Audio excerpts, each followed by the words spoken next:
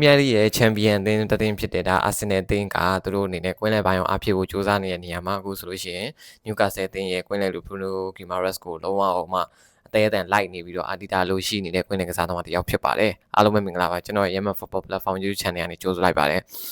ဒါအာဆင်နယ်အသင်းကသူတို့ကွင်းလယ်ကိုဖြစ်တည်မှုစူးစမ်းနေတဲ့နေရာမှာဘရူနိုဂီမာရက်စ်ဒီဘရာဇီးကွင်းလယ်လူအသက်28နှစ်အရွယ်ရှိပြီဖြစ်တဲ့ဘရူနိုဂီမာရက်စ်ကိုသူတို့လွန်ခဲ့တဲ့ရက်ပိုင်းကပေါ့နော်သူတို့ပထမဆုံးအကြိမ်ပါလဲ55တန်းနဲ့ကန်လန်နဲ့ဒါပေမဲ့ပယ်ချခံရတယ်ပြီးတော့ဒုတိယအကြိမ်မှာ65တန်းဆိုပြီးတော့သူတို့ထပ်ကန်လန်တယ်အဲ့ဒါလည်းထပ်ပြီးပယ်ချခံရတယ်ပေါ့လေနျူကာဆယ်အသင်းကတော့သူတို့အနေနဲ့ဒီထက်ပိုပြီးမြင့်မားတဲ့ပြောင်းရွှေ့ကြီးကိုလိုအပ်နေပြီးတော့ဒီ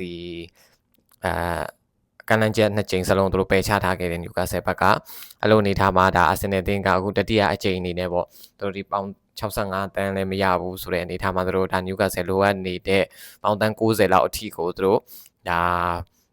ါပေးခေါ်ပြီးတော့ပြောမယ်ဆိုလို့ရှိရင်ဒီဈေးအတင် short လေးသူတို့လုတ်ပြီးတော့သူတို့ညှိနှိုင်းပြီးတော့ခေါ်ယူဖို့ဒါတတိယအကြိမ်ကန်လန့်မှုကိုပြုလုပ်တော့မယ်ပေါ့လေ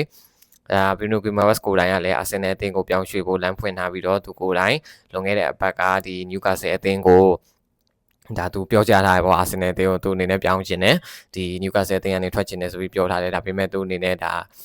သူကတော့ဒီတိုင်းပဲနေမှာဖြစ်ပြီးတော့ပြောမယ်ဆိုလို့ရှိရင်နျူကာဆယ်အသင်းကသူကိုဒီထိုက်တင်တဲ့တန်ကြီးတစ်ခုနဲ့ဒါရောင်းချမယ်ဆိုလို့ရှိရင်သူ့ဘက်ကထွက်ခွာသွားမယ်ဒီပြောမယ်ဆိုရင်သူ့ဘက်ကလည်းပြောင်းချင်တယ်နျူကာဆယ်ဘက်ကလည်းဒါမဖြစ်နိုင်တဲ့ဈေးကိုမတောင်းမဲနဲ့သူ့ကိုထိုက်တင်တဲ့တန်ကြီးနဲ့ရောင်းချအောင်သူအနေနဲ့ဒါပြောကြားထားခဲ့လို့သိရတယ်ပေါ့လေဒါနျူကာဆယ်အသင်းကပေါင်တန်း90လောက်ထိအလိုရှိနေပြီးတော့အာဆင်နယ်အသင်းကိုသူတို့အဲ့လိုထိုက်တင်တဲ့ပြောင်းရွှေ့ရေးရရင်တော့ဒါပြောင်းရွှေ့ခွင့်ပေးသွားမယ်ပေါ့ဒါအာဆင်နယ်အသင်းရဲ့နီးပြဖြစ်တဲ့မီခေယာတီတာကဒီဘရူနိုဂီမာရက်စ်ကိုဒါတော်တော်လေးသဘောကျပြီးတော့အလိုရှိနေတဲ့ကွင်းနယ်ကစားသမားဖြစ်တဲ့အတွက်ဒီဘရူနိုဂီမာရက်စ်ကိုပထမဦးစားပေးအနေနဲ့အာဆင်နယ်အသင်းကကြိုးပမ်းနေပြီးတော့အခုတတိယအကြိမ်ပြောင်းရွှေ့တတိယအကြိမ်ကန်လန့်မှုမှာသူတို့အနေနဲ့ပြောင်းရွှေ့ခြင်းကိုသဘောတူညီမှုရရှိနိုင်မယ်ဆိုပြီးတော့အာဆင်နယ်အသင်းဘက်ကနေပြီးတော့ယုံကြည်တာပဲဖြစ်ပါတယ်ဒါညီကိုတို့အနေနဲ့ဘယ်လိုထင်ကြလဲပေါ့လေအာဆင်နယ်ပြည်သက်ညီကိုတွေအတွက်ရောဒါဖြစ်တဲ့ပြောင်းရွှေ့ကြီးအပြောင်းရွှေ့ခေါ်ယူမှုတစ်ခုဖြစ်နိုင်မယ်လို့ထင်ကြလားပေါ့ကျွန်တော်ကတော့ဒီဘရူနိုဂီမာရက်စ်ကိုဒါအာဆင်နယ်အသင်းရရှိလိုက်မယ်ဆိုလို့ရှိရင်တော်တော်လေးအားကောင်းသွားမယ်အာဆင်နယ်အသင်းကွင်းလယ်အခုဒီဇူဘီမန်ဒီတို့ဒက်ကလန်ရိုက်စ်တို့ပြီးမီခေမယ်ရီနိုတို့ရှိနေတဲ့အနေထားမှာဒီဘယ်လိုပြောမလဲဘရူနိုဂီမာရက်စ်လို့ဒီ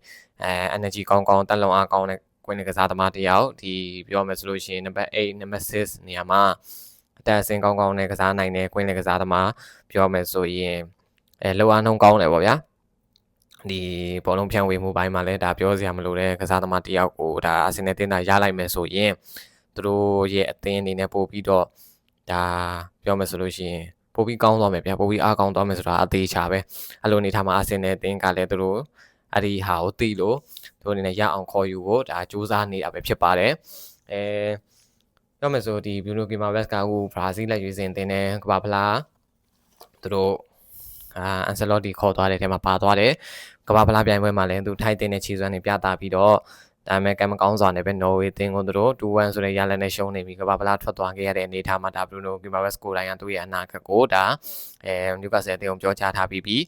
းကမ္ဘာဖလားအနေပြန်လာပြီးတဲ့အနေအထားမှာသူအနေနဲ့ဒီအာဆင်နယ်အသင်းကိုပြောင်းရွှေ့မယ်ဆိုပြီးတော့သူအနေနဲ့ဆုံးဖြတ်ချက်ချထားခဲ့ပြီးဖြစ်တယ်ဒါကြောင့်ကစားသမားဘက်ကနေပြီးတော့ဒီအာဆင်နယ်အသင်းနဲ့ဒါပုဂ္ဂိုလ်ရေးသဘောတူညီမှုလည်းရရှိပြီးသားအနေအထားမှာနျူကာဆယ်အသင်းကဒီပြောင်းရွှေ့ခြင်